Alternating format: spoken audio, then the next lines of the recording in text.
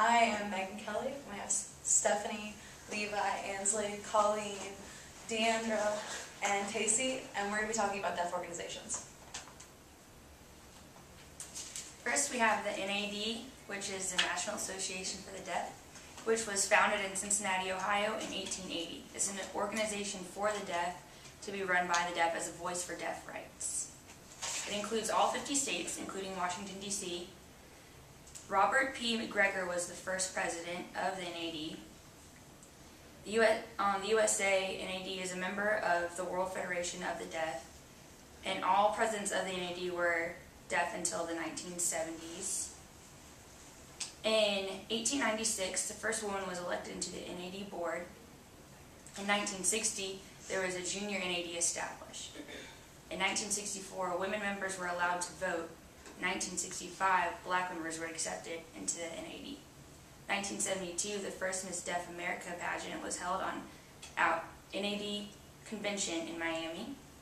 In 1980, Gertrude Galloway was the first woman to take office as president after she was elected in 1978. And in 1990, the Americans with Disabilities Act was enacted.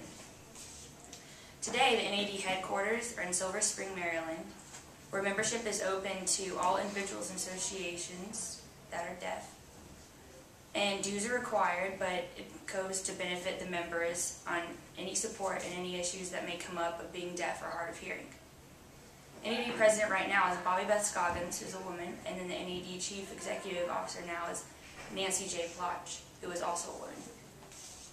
Today, the NAD holds events such as the biennial NAD conference, the NAD leadership training conference, NAD youth leadership camp, junior NAD conference, and fundraising events such as the Miss Deaf America pageant.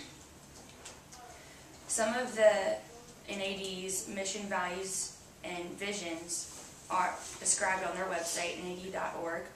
The mission statement is the mission of the National Association of the Deaf is to preserve, protect, promote the civil, human, and linguistic rights of deaf and hard of hearing people in the United States of America. Their vision is that language, culture, and heritage of deaf or hard of hearing Americans will be acknowledged and respected in the pursuit of life, liberty, and equality. Some of their core values include language, culture, while their legal values include civil rights, human rights, and linguistic rights. And their community values is diversity in the people who they advocate for. Some of their guiding principles is language, attitude, self-determination, and management. A couple of their goals that they hope to achieve by 2020 is that the NAD will ensure ASL as the birthright of every deaf and hard of hearing person. Another goal by 2020 is NAD structure will value and incorporate community views as the community's leading advocacy organization. Goal 3 by 2020 is NAD will be a leading engine for social organization and mobilization. And their goal 4 by 2020 is NAD will earn distinction as efficient advocacy of nonprofit organization. Some of their priorities include protect schools for the deaf, ASL English bilingualism, federal legislation on visual technologies, human rights, early intervention, junior NAD chapters, Deaf History Month, Deaf Olympic Athletes Equity, National Data Resource Center, One-Stop Resource and Action Center, Self-Employment and Entrepreneurship, Access to Medical Services, Parental Sign Language Strategies, and Deaf Media and Advocacy Day, Deaf Culture and History to be incorporated into history classes. One of the recent NAD action highlights was approved in 2008, ASL position statement reaffirming that acquisition of language from birth is a human right for every person, and that deaf and hard of hearing infants and children should be given the opportunity to acquire and develop proficiency in ASL as early as possible. My opinion of the NAD is that the NAD is a great organization and great advocate for the deaf community, and they have accomplished so much through the deaf pageants and through actions like the Disabilities Act, and they continue to promote the deaf community today. Yay! I did Alexander Graham Bell Association for the Deaf and Hard of Hearing. This is a picture of him. Great. man he was. He was born in 1847 and he died in 1922. He was born in Scotland and he passed away in Canada.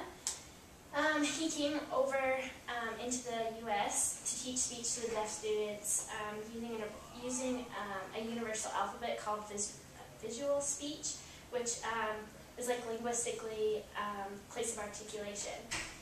He was a scientist and inventor and entrepreneur, and he was most importantly teacher of the deaf people. He's most well known for being an inventor of the telephone, but his central interest was with deaf people. He studied speech, and he believed that the value of speech is like the value of life. His mother was also deaf, so he was always communicating with her within the deaf community. He was a big supporter of oralism, oral communication for deaf people, and he also believed in eugenics. He basically wanted the deaf people to speak because it was inhumane for them to be silent their whole life. I thought this was kind of interesting, and a little bit of a negative connotation for him is Bill did not want deaf people to marry other deaf people because that would produce deaf children. So he wanted to do two things. One, he wanted to determine the causes that promoted intermarriages among the deaf and dumb, and his second thing is he wanted to remove them. He was definitely not a supporter of sign language. In schools, if kids were caught doing sign language, he would tie their hands behind their back to not promote them to do sign language. His main goal was to teach speech to the deaf so they'd be able to communicate with the majority of people. The original company started really small, and it took place in Bell's father's house, but now it's headquartered in Washington, D.C. It contains 31 chapters throughout the U.S., and it includes a network of international affiliates. He was, of course, the founder of the nonprofit organization, and what I pulled from their website, from agbell.org, was the Alexander Graham Bell Association for the Deaf and Hard of Hearing helps families, healthcare providers, and educational professionals understand childhood hearing loss and the importance of early diagnosis and intervention. Through advocacy, education, research, and financial aid, AGBL helps to ensure that every child and adult with hearing loss has the opportunity to listen, talk, and thrive in mainstream society. With chapters located in the United States and a network of international affiliates, AGBL supports its mission, advocating independence through listening and talking. So basically, they offer lots of information regarding causes of hearing, and they are really big on hearing technology, cochlear implants, etc. They provide financial support. They basically just want to ensure the public and inform them about the understanding of deaf people. Levi, I know you're going into sports. Tell me about it. Well, all right.